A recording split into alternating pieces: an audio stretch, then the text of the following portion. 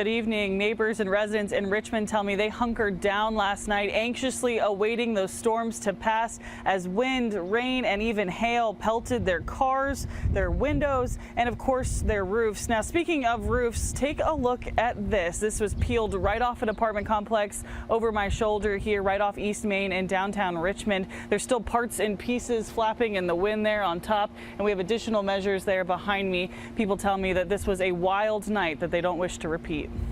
But as you can see,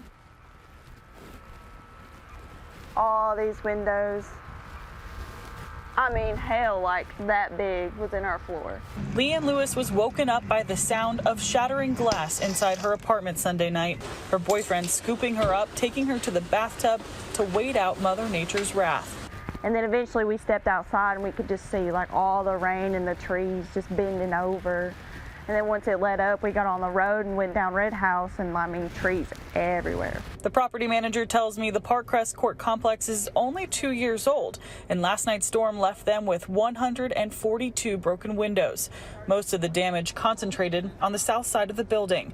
Thankfully, no injuries were reported, and now crews are out making repairs. It's tore all to pieces. Down the street at Toyota South, General Manager Charlie Johnson says they moved 6 or 7 brand new vehicles inside the showroom ahead of the severe weather threat. But there was only so much they could prepare for. Nearly 100 used cars in the lot were left to fend for themselves. Some cars, depending upon the color, may not show the damage the same. White cars sometimes can be a little harder to see on it. He tells me it's important to keep things in perspective. This area has dealt with worse, so they're staying positive and looking onward to what's ahead. And we'll get a plan. We've been through it before, and we feel very confident with our experience through these kinds of situations that we'll make it and hopefully come out better than ever.